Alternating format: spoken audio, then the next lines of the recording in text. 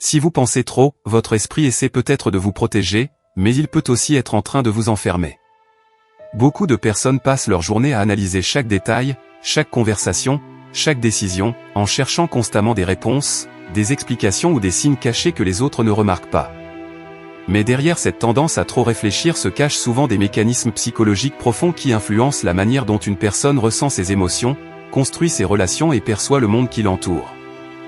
Bienvenue dans cet espace dédié à la compréhension de l'esprit humain et des émotions modernes, où nous explorons la psychologie, les comportements humains et les processus invisibles qui façonnent notre quotidien.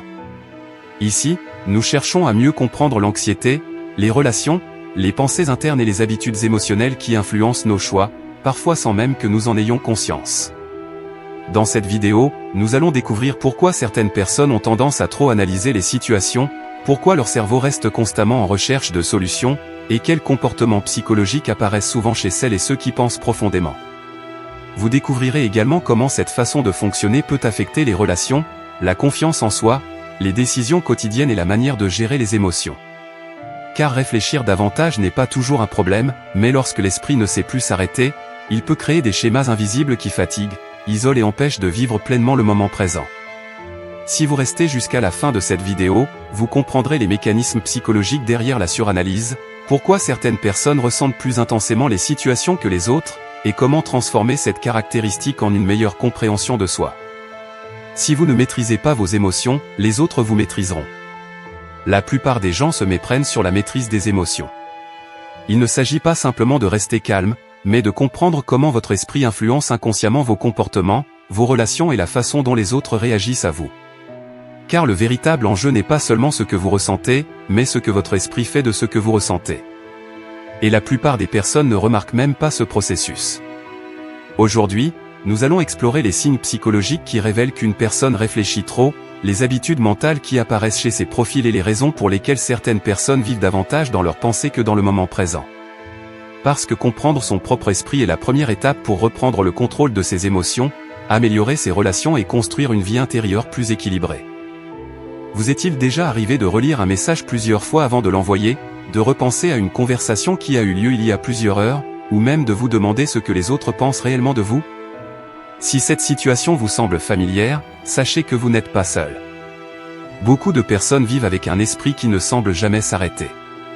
Une simple remarque d'un collègue, un regard étrange dans la rue ou une réponse plus courte que d'habitude d'un proche peuvent devenir le début d'une longue analyse intérieure. Le problème n'est pas seulement de réfléchir. Réfléchir permet d'apprendre, de résoudre des problèmes et de prendre de meilleures décisions. La difficulté apparaît lorsque votre cerveau transforme chaque détail en une question sans fin. Vous cherchez une explication, puis une autre encore, jusqu'à ressentir une fatigue mentale qui accompagne même les moments où vous devriez simplement profiter du présent. Certaines personnes ont l'impression d'avoir toujours besoin de prévoir ce qui pourrait arriver, d'anticiper les réactions des autres ou d'éviter de faire une erreur. Elles peuvent sembler calmes extérieurement, mais intérieurement leur esprit fonctionne constamment, comme une machine qui analyse chaque scénario possible.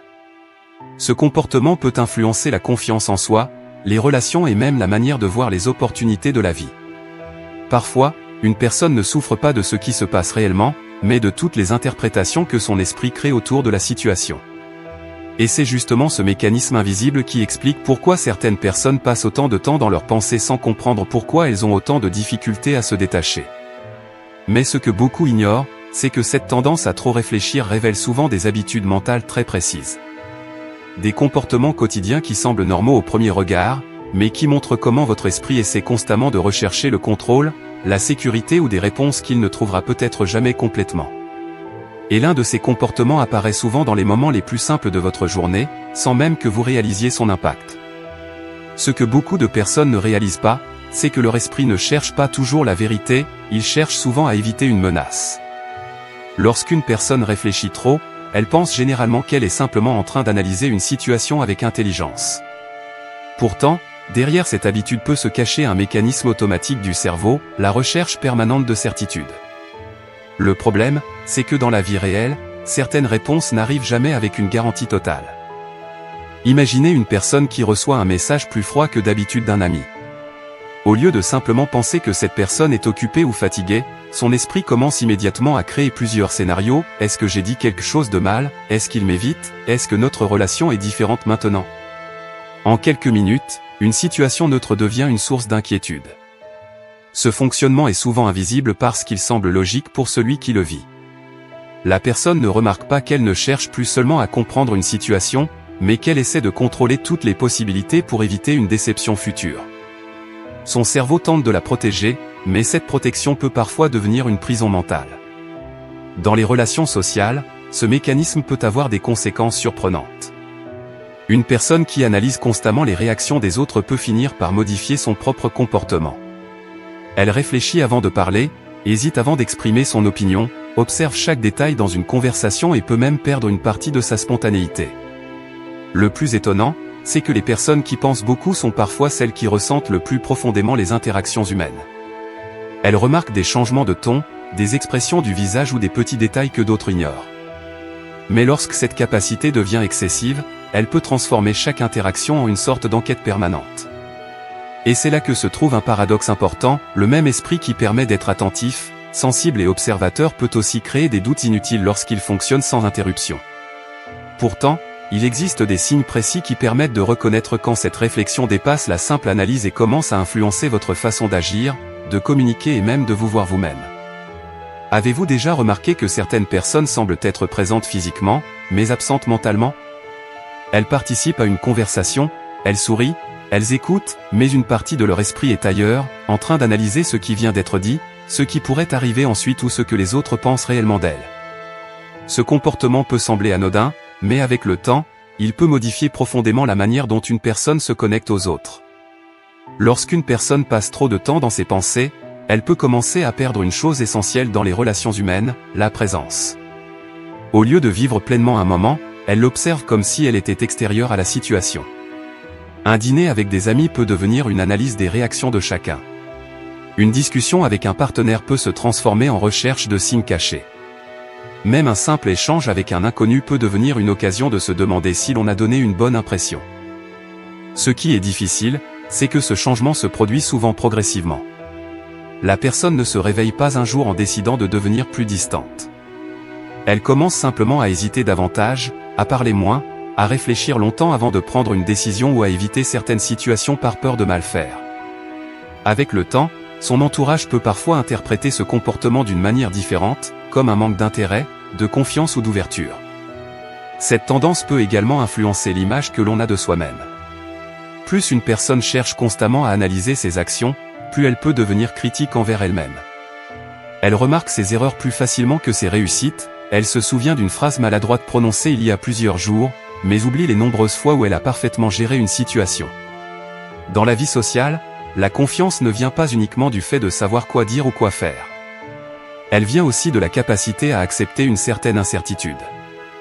Les personnes qui réfléchissent trop essaient souvent d'éviter toute erreur, mais cette recherche de perfection peut les empêcher d'exprimer leur vraie personnalité.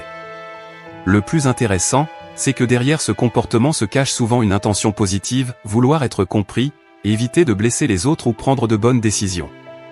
Mais lorsque l'analyse prend trop de place, elle peut créer exactement l'inverse de ce que la personne recherche, plus de distance, plus de doute et moins de liberté dans ses interactions. Et ce mécanisme devient encore plus visible dans une situation quotidienne que beaucoup de personnes vivent sans comprendre pourquoi. Pourquoi certaines personnes continuent-elles à chercher des réponses longtemps après qu'une situation soit déjà terminée? Pour comprendre ce comportement, il faut parfois regarder au-delà du moment présent. Ce n'est pas toujours l'événement actuel qui provoque une réaction intense, mais la manière dont l'esprit a appris à interpréter certaines situations au fil du temps. Une personne qui réfléchit constamment peut avoir développé un réflexe mental basé sur la protection. Peut-être qu'elle a connu des moments où elle s'est sentie incomprise, critiquée, rejetée ou où ses émotions n'ont pas été prises au sérieux. Peu à peu, son cerveau a enregistré une règle invisible, il faut être attentif aux détails pour éviter une nouvelle déception. Cette règle peut rester active même lorsque le danger n'existe plus réellement. C'est ainsi que certaines expériences passées continuent d'influencer les réactions présentes. Une personne peut recevoir une critique constructive aujourd'hui, mais son esprit peut immédiatement la relier à d'anciennes situations où elle s'est sentie jugée. Une petite remarque peut alors provoquer une réaction beaucoup plus forte que ce que la situation actuelle semble justifier. La mémoire émotionnelle fonctionne de cette manière, elle ne conserve pas seulement les événements, elle garde aussi les sensations associées. Le sentiment d'être rejeté, de ne pas être assez bien ou de devoir constamment prouver sa valeur peut rester profondément inscrit dans les habitudes de pensée. Sans même s'en rendre compte, une personne peut reproduire les mêmes stratégies émotionnelles qu'elle utilisait autrefois pour se protéger. C'est pourquoi certaines personnes cherchent toujours à anticiper, à comprendre les intentions des autres ou à prévoir chaque conséquence possible. Leur esprit pense qu'en analysant davantage, elles pourront éviter la douleur ou garder le contrôle.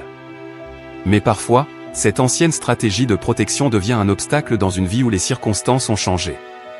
Le plus difficile à reconnaître, c'est que ces schémas ne ressemblent pas toujours à des problèmes. Ils peuvent même être perçus comme des qualités, être prévoyant, attentif, responsable ou très observateur. Et ces qualités peuvent réellement être utiles. Cependant, lorsqu'elles sont guidées par une peur ancienne plutôt que par un choix conscient, elles peuvent limiter la liberté émotionnelle. Comprendre cette origine change la manière de voir le problème. Il ne s'agit pas simplement d'arrêter de penser, mais de comprendre pourquoi l'esprit ressent le besoin de rester constamment en alerte. Et cette prise de conscience ouvre une nouvelle question: quel comportement quotidien révèle que cette ancienne protection influence encore votre façon de vivre aujourd'hui?